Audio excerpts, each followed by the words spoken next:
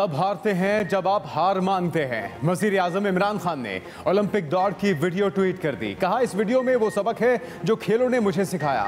नौजवान रेस देखें और सबक सीखें। वज़ीर आज़म ने इलेक्ट्रॉनिक वोटिंग मशीन तैयार करने पर वजारत साइंस और टेक्नोलॉजी को शाबाश दी। ट्वीट में कहा, पाकिस्तान में तैयार इलेक्ट्रॉनिक मशीन का मुआयना किया। लगता है आइंदा ऐसे इलेक्शन होंगे जिनके नताइज तमाम उम्मीदवार कबूल करेंगे। इलेक्ट्रॉनिक मशीन की तैयारी पर शिबली फराज और उनकी टीम को मुबारकबाद देता हूं। वज़ीर आज़म का कल दौरा लाहौर का भी इम्कान।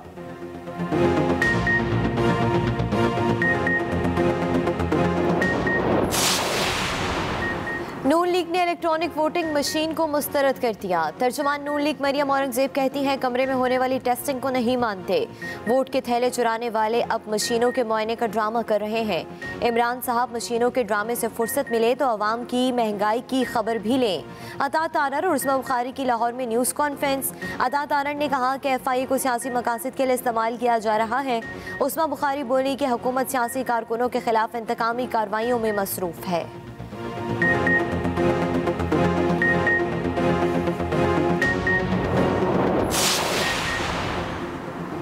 नवाज शरीफ को वापस अडियाला जेल जाना पड़ेगा। मियां साहब को लूटमार का हिसाब देना पड़ेगा। वज़ीर आज़म के मुआविन ख़ुसूसी शहबाज गिल की समुद्री में मीडिया से गुफ्तगू। कहते हैं, मियां साहब बीमारी का झूठ बोलकर पाकिस्तान से भागे। इनसे रिपोर्ट मांगी जा रही है लेकिन इन्हें डॉक्टर नहीं मिल रहा। अब इनके आने जाने से कुछ नहीं होने वाला। शहबाज गिल ने मजीद कहा, पिछले 13 साल से सिंध में लूट मार जारी है। अब एडमिनिस्ट्रेटर के नाम पर मजीद लूट मार होगी। इमरान खान पूरी दिलजमी से सिंध में आ रहे हैं। सिंध में पीपल्स पार्टी का डर कर भागना नजर आ रहा है।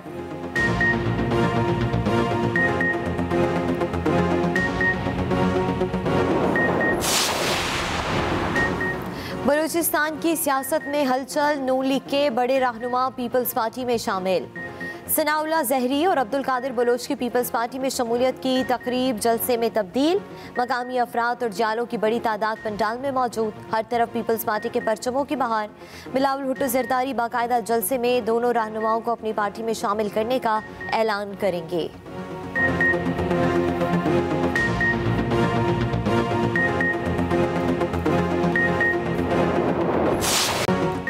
कराची समेत सिंध भर में तालीमी इदारे मजीद 10 रोज बंद रखने पर इत्तेफाक। आशूरा मुहर्रम की वजह से छुट्टियां बढ़ाई गईं। 7 से 10 मुहर्रम तक इम्तिहानात भी मनसूख। सिंध में कोरोना पाबंदियों में नरमी के लिए आज फिर इजलास होगा।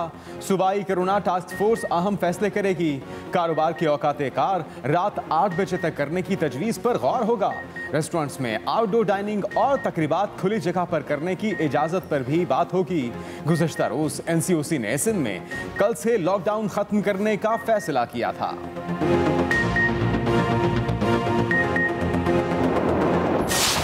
कोरोना की चौथी लहर के वार जारी। पाकिस्तान में वायरस मजीद 68 अफराद की जिंदगियां ले गया। 24 घंटे के दौरान 4455 नए केसेस रिपोर्ट। NCOC के मुताबिक मुल्क भर में मुस्बत केसेस की शरह 8.09% रिकॉर्ड की गई।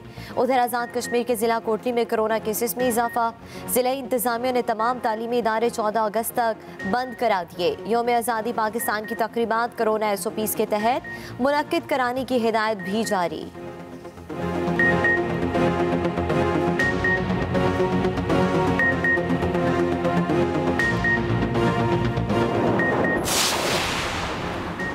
NCOC के क़याम के 500 दिन मुकम्मल। वज़ीर आज़म इमरान खान का NCOC टीम को खिराज तहसीन। कहा, कोरोना वबा के खिलाफ हमारी हिकमत अमली को पूरी दुनिया ने सराहा। NCOC ने मरकजी किरदार अदा किया। वफाकी वज़ीर असद उमर ने ट्वीट किया, पाकिस्तानी कौम ने कोरोना का मुकाबला किया और दुनिया से पजीराई हासिल की। वज़ीर मुमलिकत फ़ारूक हबीब का भी ट्वीट। कहा, NCOC ने कोरोना से निपटने के हवाले से कौमी यकजहती पैदा की। NCOC बेहतरीन फैसला साजी में मददगार साबित हुआ।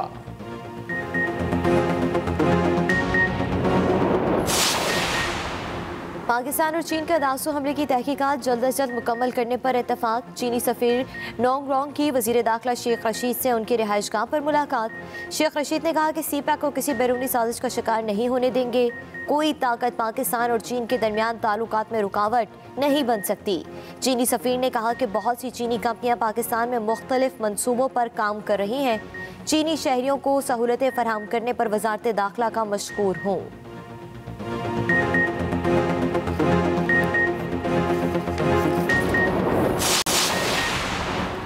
भारत के नाम नेहाद दरअंदाजी के इल्जामात मुस्तरद। तर्जुमान दफ्तर खारजा जाहिद हफीज चौधरी का कहना है कि भारत फॉल्स फ्लैग ऑपरेशन के लिए हीले बहाने तराशने से बाज रहे। भारत पाकिस्तान के खिलाफ रियासती दहशतगर्दी में मुलविस है।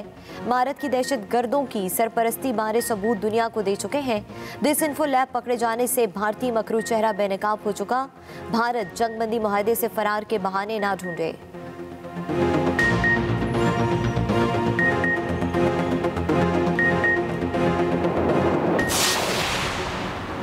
कराची के साहिल पर फंसा बहरी जहाज निकालने के लिए ऑपरेशन की मंजूरी। साहिल समुंदर पर हैवी मशीनरी से काम का आगाज। जहाज के इतराफ से रेत और मिट्टी हटाने का काम शुरू। जहाज पर एंकर्स भी पहुंचा दिए गए। जहाज को निकालने के लिए 11 से 13 अगस्त के दौरान पहली कोशिश की जाएगी। नाकामी की सूरत में 22 अगस्त का इंतजार करना होगा।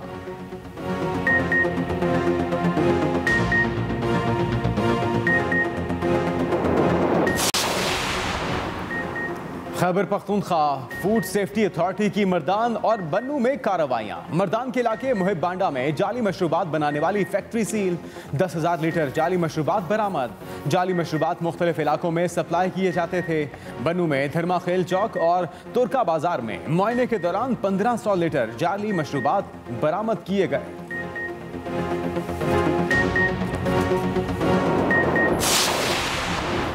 वज़ीर आला पंजाब की सदारत में एतिहाद बैनुल मुस्लिमीन कमेटी का इजलास। रहीम यार खान में मंदिर पर हमले की मज़म्मत। वज़ीर आला पंजाब उस्मान बुज़दार ने कहा, इख्तलाफात भुलाकर एक प्लेटफॉर्म पर यकजा होकर वतन का कर्ज उतार सकते हैं। वज़ीर आज़म के मामले ख़ुसूसी हाफिज़ ताहिर अशरफी ने कहा, उलमा कराम सोशल मीडिया पर नफरत अंगेज़ मवाद फैलाने वालों पर कड़ी नज़र रखें। मौलाना अब्दुल खबीर आज़ाद बोले, मशाइख और उलमा का किरदार दिलों को तोड़ना नहीं जोड़ना है। मजहबी हम आहंगी बरकरार रखने के लिए रहीम यार खान के इलाके भोंग का दौरा किया।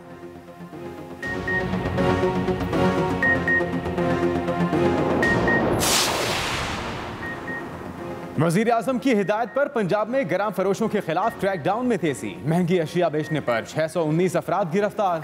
712 मुकदमात दर्ज। 3 करोड़ 78 लाख रुपए जुर्माना भी किया गया। चीफ सेक्रेटरी पंजाब की ज़ेर सदारत इजलास में अशिया की कीमतों और प्राइस मैजिस्ट्रेट की कारकर्दगी का जायजा। मंडियों में कीमतें एतदाल पर रखने के लिए मुख्तलिफ तजावीज़ पर भी गौर।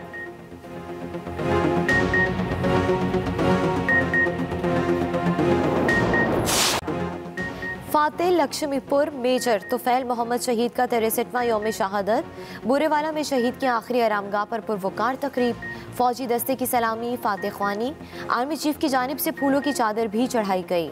DGISPR के मुताबिक पूरी कौम मेजर तुफैल मोहम्मद शहीद को सलाम पेश करती है।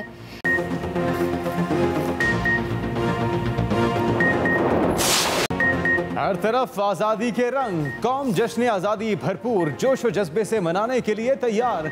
जगह जगह स्टॉल लग गए। घरों पर भी परचम बुलंद हो गए।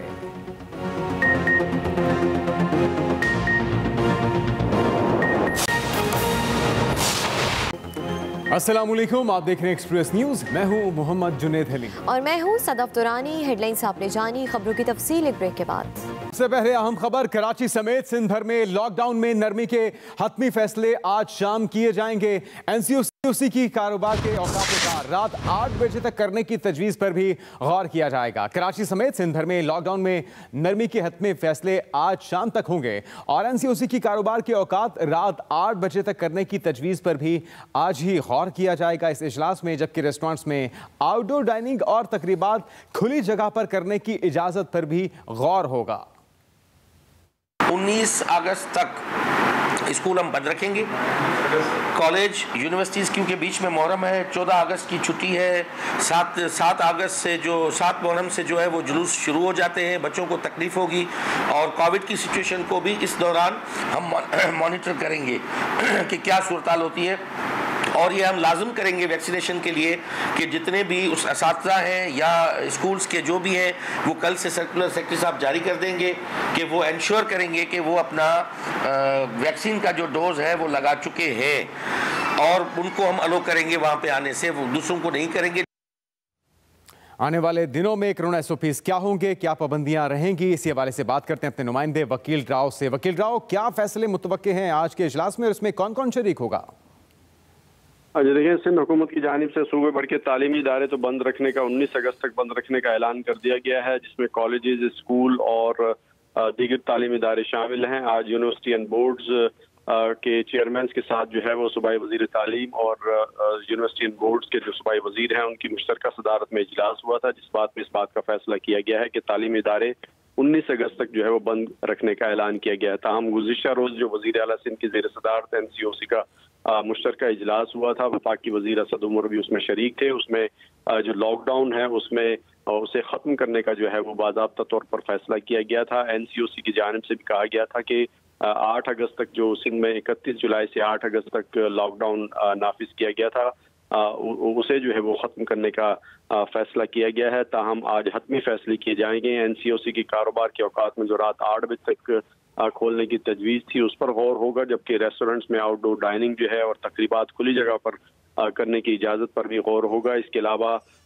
जो है जो गुज़िश्ता रोज़ इजलास हुआ था उसमें लॉकडाउन जो है 9 अगस्त से जो है वो ख़त्म करने का ऐलान किया गया था, फैसला किया गया था। इसके अलावा बाज़ाब्ता तौर पर सिंध के वज़ीर जो मुशीर हैं, वज़ीर आला सिंध के मुशीर बराए कानून एडमिनिस्ट्रेटर कराची और तर्जमान सिंध हुकूमत बैरिस्टर मुर्ज़ा वहाब की जानिब से भी कहा गया था कि 8 अगस्त तक जो लॉकडाउन है उसे 9 अगस्त से खोल दिया जाएगा और बाज़ाब्ता तौर पर महकमा दाखिला सिंध की जानिब से एक नोटिफिकेशन जो है जारी किया जाएगा, जिसमें बाज़ कारोबार में नरमी जबकि बाज़ मुकम्मल तौर पर खोलने का ऐलान किया जाएगा। जबकि ये भी कहा गया था ताहम SOPs का हर सूरत जो है वो शहरियों ने भी, कारोबारी हजरात ने भी इस पर मुकम्मल तौर पर अमल दरामद करना है। तो ये अभी तक जो लॉकडाउन रहा वकील राव, उससे सूरत हाल में कितनी बेहतरी देखी जा रही है और कोरोना वैक्सीनेशन का जो अमल है वो मजीद मौसर हो ताकि लॉकडाउन कम से कम लगाना पड़े, जल्दी ख़त्म करना पड़े, उसके लिए क्या इक़दाम हो रहे हैं? जी देखिए, महकमा सेहत की जानिब से कहा गया है कि इन लॉकडाउन के दौरान जो वैक्सीनेशन का अमल है वो तेज़ी से जारी था। सिंध में 24 घंटे के दौरान 2,90,000 तक 3-3 लाख अफराद तक में जो है वैक्सीनेशन करवाई है। वैक्सीनेशन सिंध हुकूमत की जानिब से 9 मराकज़ ऐसे थे जो 24 घंटे खुले रखे गए थे, जहाँ शहरियों की बड़ी तादाद ने वैक्सीनेशन के अमल में हिस्सा लिया, जबकि मोबाइल वैन्स भी सिंध हुकूमत की जानिब से जो है वो चलाई गई थी शहर के मुख्तलिफ इलाकों में वैक्सीनेशन करवाने के हवाले से, जहाँ पर शहरियों की बड़ी तादाद को देखा गया था। और इसके अलावा जो कोरोना वायरस की शरह थी शहर में, ख़ास तौर पर ज़िला शर्की सबसे ज़्यादा मुतासिर था, वहाँ जो कोरोना वायरस की शरह थी वो 33% तक पहुँच चुकी थी। अब सिंध हुकूमत की जानिब से कहा गया है कि मजमूई तौर पर कराची में जो कोरोना वायरस की शरह है वो 20% तक आ गई है, जिसकी वजह से लॉकडाउन में नरमी का जो है वो बाज़ाब्ता तौर पर आज ऐलान किया जाएगा। आपसे मज़ीद अपडेट जानते रहेंगे। अब तक के लिए वकील राव आपका बहुत शुक्रिया।